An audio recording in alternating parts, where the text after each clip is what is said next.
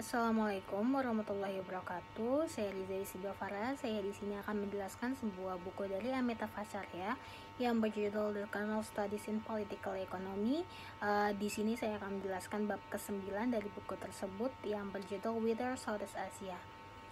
Menteri Luar Negeri Singapura Josh Yeo pada tahun 2005 berpendapat ada koherensi di Asia Tenggara yang kita tahu ada dan juga tumbuh lebih kuat dari hari ke hari. Karena Asia Tenggara tidak pernah dipersatukan sebagai sebuah kesatuan politik, adanya toleransi untuk perbedaan, keinginan untuk menyelaraskan, semangat kosmopolitan yang menyambut orang asing di tengah-tengah kita, dan percampuran darah terutama di antara anggota-anggota elit. Dengan demikian, identitas ASEAN telah memberikan rasa memiliki di antara negara-negara anggota dan mendorong mereka untuk mengkoordinasikan kebijakan mereka sehubungan dengan kekuatan eksternal. Konstruksi identitas regional Asia Tenggara telah bertumbuh pada interaksi yang erat antara ide-ide kawasan dan regionalisme. Keduanya saling terkait erat dan saling menguatkan. Gagasan tentang Asia Tenggara sebagai suatu wilayah berdasarkan pada atribut tradisional seperti kedekatan, berbagi sejarah, kesamaan dalam budaya dan warisan, serta sebagai variabel yang lebih dinamis seperti interaksi komersial, strategis, dan politik sebelum atau sesudah periode kolonial telah menjadi sebuah sentral regionalisme di Asia Tenggara. Asia Tenggara adalah sebuah pusat dan sistem komersial regional.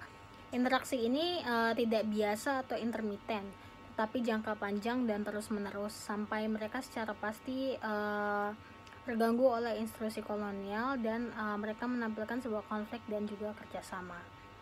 Pola regional prakolonial memang memberikan sebuah kerangka kerja untuk mempelajari dampak politik kolonialisme dalam memecah belah wilayah. Hubungan antara nasionalisme dan regionalisme adalah salah satu penentu utama untuk identitas Asia Tenggara modern.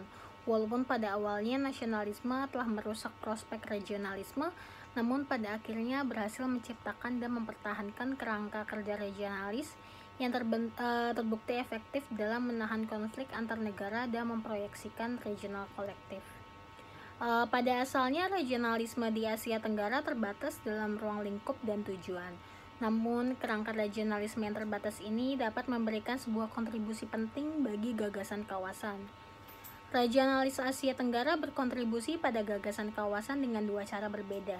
Yang pertama adalah dengan mempertahankan persatuan regional dan juga mencegah eskalasi serius konflik intramural.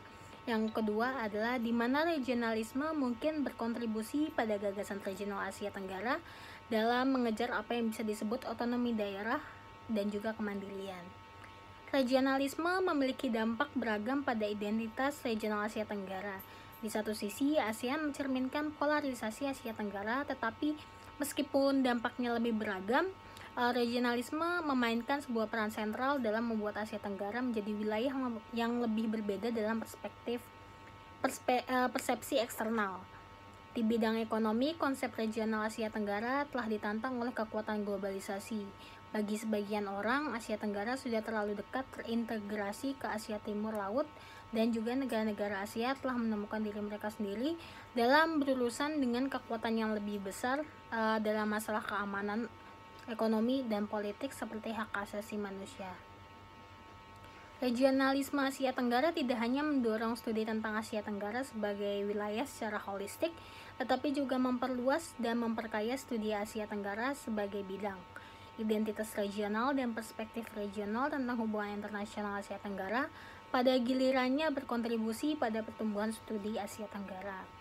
Identitas Asia Tenggara sebagai suatu wilayah tidak dapat dipisahkan dari identifikasi diri mereka yang telah mempelajari Asia Tenggara sebagai lebih dari sebuah komunitas yang dibayangkan, daripada dalam perspektif orang yang terkenal menciptakan istilah untuk menggambarkan sebuah negara bangsa. Itu saja untuk penjelasan saya di bab ke-9 ini. Assalamualaikum warahmatullahi wabarakatuh.